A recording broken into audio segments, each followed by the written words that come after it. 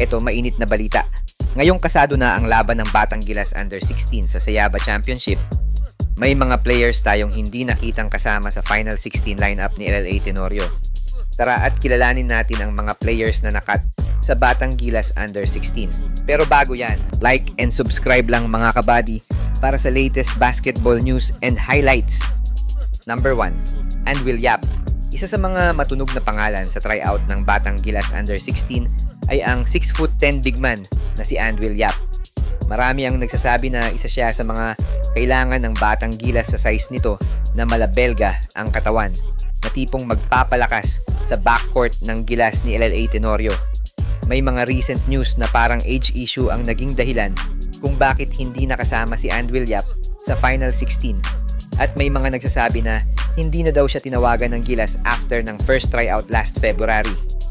Number 2, Ben Edu. Recently, matunog din ang pangalan ng kapatid ni AJ Edu na si Ben Edu sa tryout ng Gilas Under-16. Nag-post pa nga si AJ ng send-off message sa kapatid niya last February na magtatry nga na makapasok sa Final 16. Base sa mga reports online, mukhang medyo hilaw pa si Ben para sa Batang Gilas at kailangan pa ng mahabang training to improve his all-around skills. Malay natin isa si Ben sa mga susunod na mag-represent ng Batang Gilas since napakabata pa nito. Nasa 14 or 15 years old pa lang ata itong si Ben. Number 3, Eman Simple. Wala tayong masyadong balita kung bakit hindi nakuha si Eman Simple kahit na matangkad ang bata, pero ayon sa mga nag-message sa akin, isa siya sa mga cut sa Final 16 players ng Gilas program. Siguro sa mga susunod na taon, makikita na natin si Eman na makasama sa Gilas National Team, pero sa ngayon, kailangan lang nating magtiwala sa lineup na napili ni Coach LA Tenorio. Number 4, Freedom Okafor. Ito ang isa sa mga nakakagulat na wala sa Final 16 dahil isa to sa mga batang players na consistent ang laro.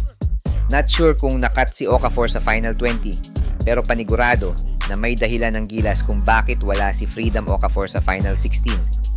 Number 5, Kainoa Paton. Ito, akala nating lahat na maglalaro si Kainoa dito sa Batang Gilas, pero nakakagulat nga na wala siya sa Final 16. Panigurado na pwedeng nagka-problema sa passport si Paton kasi recently lang niya nakuha yung passport niya.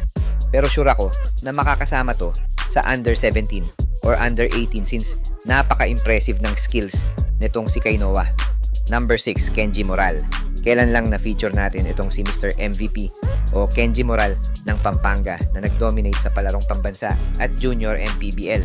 Pero sa mga recent news, parang isa rin si Kenji sa mga nakat sa Final 16 or baka nakafocus yung bata sa UAAP dahil nabalitaan nga natin na maraming offers sa kanya ang mga schools sa UAAP at NCAA, kaya wala siya sa Gilas lineup. Number 7, Owen Calanasan.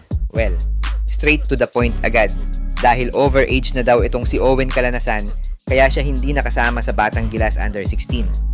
Pero panigurado na makikita natin to sa Under-17 at 18 next year. Number 8, Tyler Reyes. Ito parang hindi pa ata interesado ang kampo ng 6'8" na si Tyler Reyes na sumali sa Gilas National Team since nasa US sila ngayon kasama ang kapatid niyang si Tiffany Reyes to pursue yung NBA at WNBA dream ng kanilang tatay na si JR Reyes. Pero kung makasama to sa Under 17 or 18 next year, panigurado na lalakas ang Gilas Youth natin. Number 9, Brent Rosales. Recent news kay Brent Rosales ay nakat din ito sa Batang Gilas Final 16, pero isa siya sa mga matunog na pangalan noon sa tryout last February. Nakakuha tayo ng balita kay Brent Rosales at parang ire-represent nila ang Pilipinas sa isang tournament sa Taiwan after ng tryout niya sa Gilas Under 16.